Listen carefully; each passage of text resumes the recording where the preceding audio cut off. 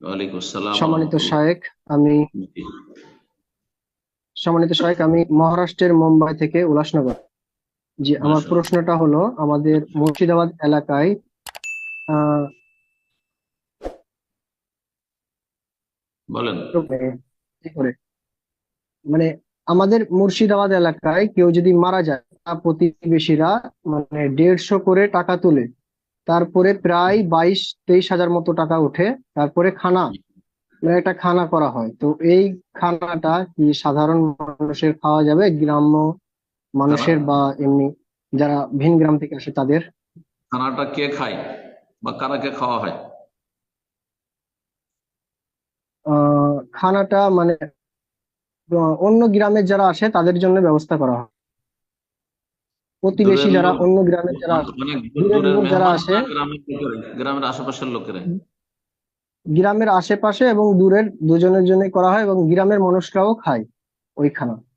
না, হারাম। গ্রামের লোকের জন্য ধুমধাম করে এরকম পাকশাক করে খাওয়া হারাম। গ্রামের আশেপাশের লোকের জন্য হারাম এই বিদআত এগুলো।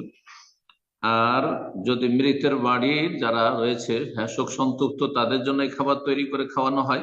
গ্রামের লোকেরা মিলে পাকশাক করে তাদেরকে খাওয়াচ্ছে। তাদের নিকট আত্মীয়রা দূর দূরান্ত থেকে এসছে, যাদেরকে হয়তো রাত থেকে যেতে হবে, অথবা আহ দূরের মানুষ, হ্যাঁ, সহজে গিয়ে নিজের বাড়িতে হয়তো খেতে পারবে, তাদেরকে খাওয়াবে, এটা ঠিক আছে।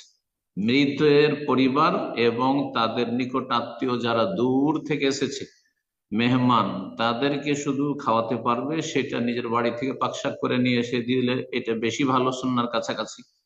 নবী সাল্লাল্লাহু আলাইহি ওয়াসাল্লাম বলেছিলেন, যখন জাফর রাদিয়াল্লাহু তাআলা মুতার যুদ্ধে শহীদ হলেন, আর তার কচি কাঁচা বাচ্চারা ছিল, তাদের সম্পর্কে বলে, ইসনাউলি আলে জাফর তামান, হে সাহাবাই কেরামগণ, মুহাজির আনসার, তোমরা জাফরের পরিবারের সদস্যদের জন্য খাবার তৈরি করো, প্রস্তুত করো।